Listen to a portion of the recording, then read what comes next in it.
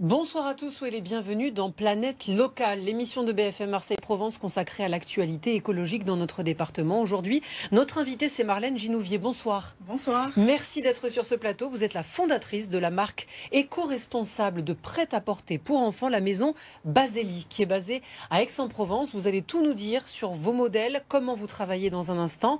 À mes côtés, comme chaque lundi, Rémi du Média Gomède. Bonsoir Rémi. On commence avec toi, Rémi, et l'actualité écologique de la semaine.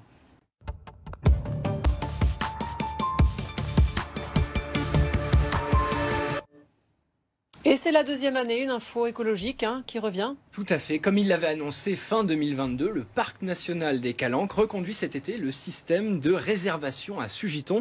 L'accès à la Calanque sera donc restreint, comme l'année dernière, à 400 visiteurs par jour. Et ce du 1er juillet au 3 septembre, un calendrier complété par les 2 derniers week-ends de juin et les 2 premiers week-ends de septembre. Évidemment, la réservation en ligne est gratuite et peut s'effectuer jusqu'à 3 jours à l'avance. Alors si la mesure peut sembler contraignante, c'est parce qu'elle est nécessaire qu'elle est là. Et oui, Sophie, avec la réservation en ligne, le parc cherche à protéger la biodiversité de Sugiton. Ces dernières années, la Calanque, victime de son succès, devait faire face à un phénomène de surfréquentation avec un flux moyen de 2500 à 3000 visiteurs journaliers. Une foule beaucoup trop importante pour ce site fragile, abîmé par l'érosion. Et preuve que la réservation porte ses fruits, les agents du parc ont noté en 2022 un recul des dégradations et même quelques repousses végétales.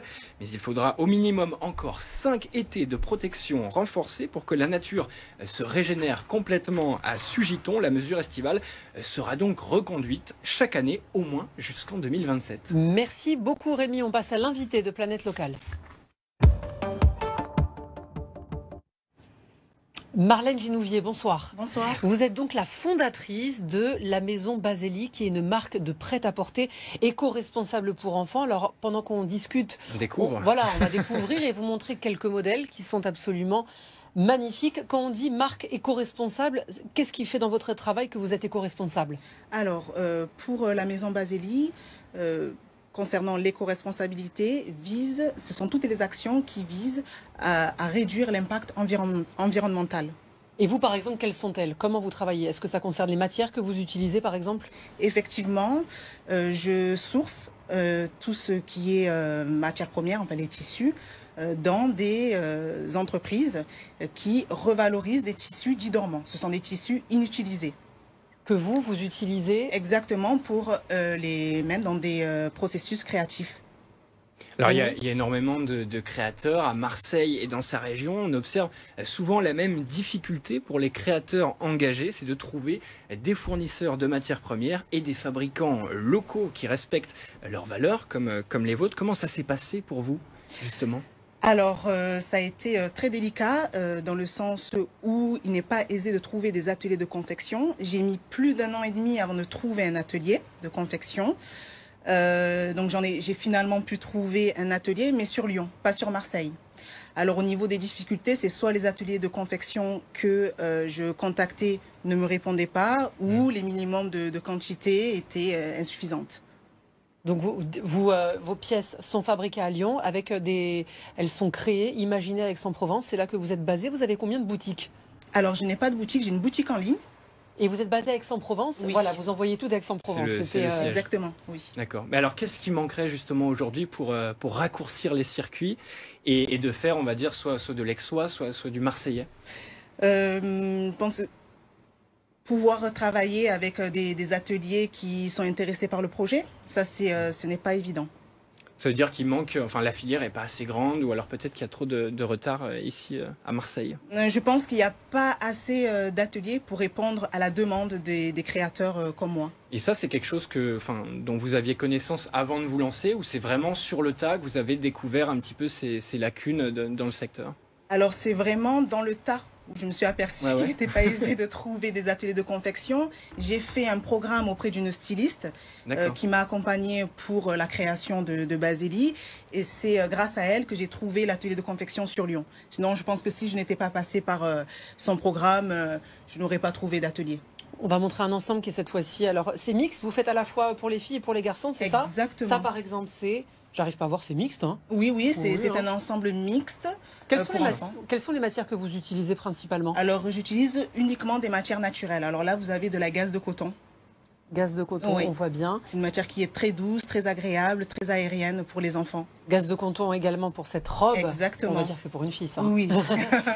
Pour les personnes qui viennent acheter sur votre site, donc la maison Baseli, est-ce que vous avez l'impression que vos clients sont des personnes pour qui l'intérêt éco-responsable est très important? Pas forcément. Il y a deux typologies de clients. Il y a des clients qui aiment l'esthétisme des pièces et des clients qui sont pour la valorisation du savoir-faire français. Rémi? Et alors, parmi les acteurs qui vous ont aidé ici en local, il y a aussi ce réseau FASC qui est nouveau, qui a également lancé son école. Enfin, en quoi consistait son accompagnement? Alors, au niveau de FASC, j'ai été aidée par rapport aux ateliers de confection. Donc, Jocelyn Maire m'avait communiqué différents ateliers, mais ça n'a pas abouti malheureusement. D'accord. Et le discours, par exemple, de FASC, c'est de dire que la mode à Marseille, à Aix, a un avenir. Est-ce qu'il faut se battre? Enfin, je ne sais pas quel message il peut vous donner. Oui, je partage effectivement les valeurs effectivement de FASC qui souhaitent rayonner la région sud à travers le textile. Parce que justement, il y a ce dont on parle souvent avec le textile et la mode, c'est que c'est au niveau mondial, en tout cas, sur le podium des industries les plus polluantes. Comment est-ce qu'en France, on peut faire? Quelles sont les clés finalement pour nettoyer, entre guillemets, la filière? On sait que prendre des matériaux plus proches, déjà, ça fait partie des premiers indices pour sortir de cette situation. Comment faire? Je pense qu'on n'a pas assez d'accompagnement.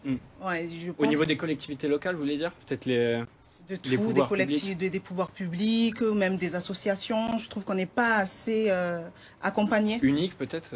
Il manque peut-être une force unie pour justement créer une vraie filière française. Parce qu'on voit, moi je constate souvent en parlant avec les créateurs qu'il y a un retard par rapport à l'Espagne ou à l'Italie notamment. Mais je trouve quand même, oui, il y a une union en France, vraiment. Il y a énormément de collectifs qui sont en place, notamment à Lyon. Non, je trouve vraiment que il y a quand même une union en France. Il y a quelque chose qui est en train de se créer. Oui, je trouve quand même. Pour parler un peu de vous, comment vous est venue l'idée de créer la maison Baseli? Alors moi, j'ai toujours une connexion avec l'univers du textile. Ma mère est couturière de formation initiale, donc j'ai toujours été bercée dans la couture. Le projet a commencé à germer lorsque j'étais en congé de maternité, parce que je suis éducatrice spécialisée de formation initiale, et je voulais vraiment lier ma passion pour la mode et l'univers de l'enfance, parce que j'ai toujours travaillé avec des enfants. Et alors là, la suite du projet, qu'est-ce que ça va être? Est-ce qu'il y aura des nouvelles gammes de vêtements? Est-ce que vous pouvez élargir aussi votre activité à d'autres types de tissus, par exemple? Alors oui, en ce moment, je suis sur la collection printemps-été 2024. Ah oui, c'est vrai quand même. C'est toujours il y a un décalage. Il y a toujours un temps d'avance en mode. Exactement. Oui. Et oui, j'aimerais bien élargir un peu la gamme et proposer des vêtements pas que pour les enfants, peut-être. Non. D'accord. Oui, donc ça c'est la suite du projet. Merci beaucoup, Marlène Merci à Vinaudier. vous. Merci infiniment d'avoir été l'invité de Planète Locale. Dernière information avant de terminer cette interview. Où est-ce qu'on achète vos pièces pour enfants? Vous donnez l'adresse aux téléspectateurs qui nous regardent du site? Bien évidemment, vous pouvez retrouver toute la collection de Baseli sur le site baseli.fr. Baseli, BAZELIE.fr. Merci beaucoup, Merci à Marlène, vous d'avoir été notre invitée. On continue avec Rémi.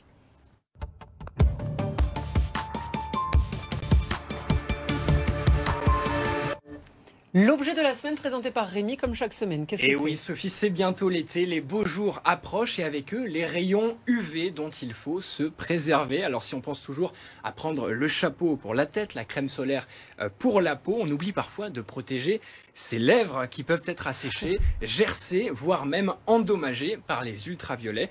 Et c'est pourquoi j'ai ramené en plateau ce roll-on à lèvres. Alors il y a 3 parfums, je vais vous en passer Allez, Hop. Alors là, tu dois avoir menthe. Ici, menthe chanvre. il y a Merci. vanille et moi, j'ai cerise framboise. Voilà, donc des roll-on à lèvres, imaginés, conçus en Provence par la marque marseillaise Madi, une entreprise artisanale, donc créatique. On peut essayer? Oui, tout à fait, vas-y.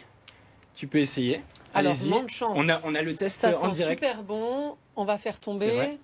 Je Ça te sent laisse très bon. essayer, Marlène. Oui. Tu nous dis ce que tu en penses. Donc, entreprise artisanale, créatrice de cosmétiques vegan et bio. Il en existe donc 3 parfums, comme je l'ai dit, accessibles à partir de 9 € sur le site web de Madi et dans les boutiques locales partenaires. À noter que la marque Madi propose sur sa plateforme d'autres soins pour le visage et pour le corps conçus autant que possible en circuit court. Il y a par exemple cette crème qui est le produit phare. Alors, verdict? Super. Marlène, tu en penses quoi? Super. J'adore. Magnifique. Tu es J'adore. ravissante. J'adore l'odeur. Mais Et, oui, ça sent, ouais, on le oui, sent en ça plateau, sent ouais. très très fort et c'est très très agréable. Merci Super. Bah, tu es beaucoup, protégé Rémi. des rayons UV là. Bon, Voilà. pour la soirée, ça devrait aller. Et ça s'appelle Embrasse-moi. Merci à vous, merci beaucoup Marlène, Merci beaucoup. merci Rémi, Merci. vous restez avec nous sur BFM Marseille Provence, on se retrouve après une courte pause, à tout de suite.